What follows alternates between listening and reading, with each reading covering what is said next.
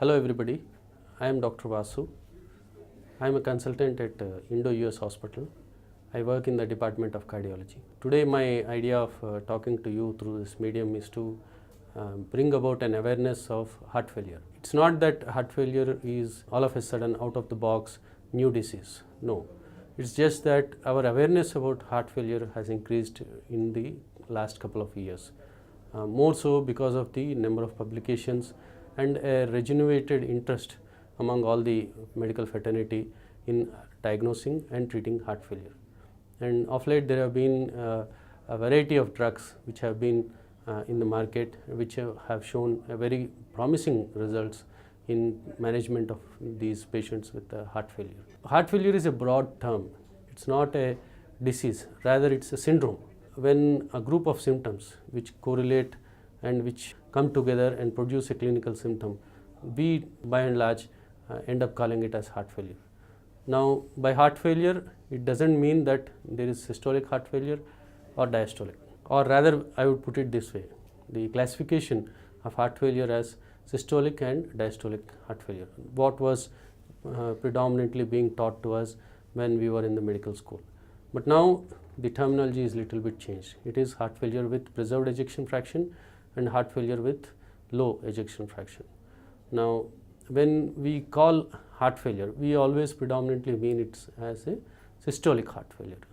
What happens in this? In this, usually there can be a dilatation of the heart chambers, the LV ejection fraction can be low, or the LV ejection fraction can be something close to 30-35%.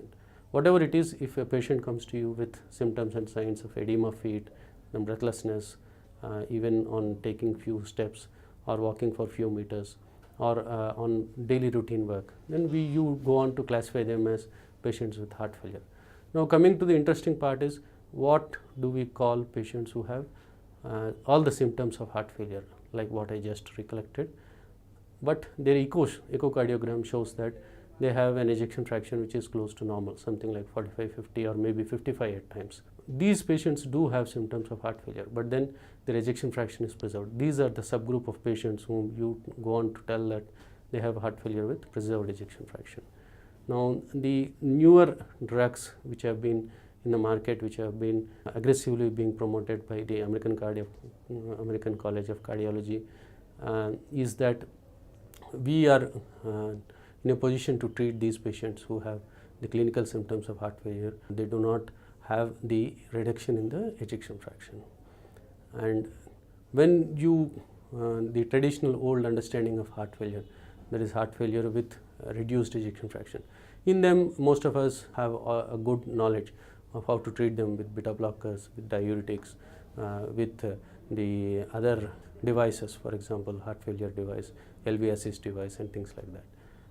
The treatment doesn't grossly deviate when it comes to treating these patients with preserved ejection fraction.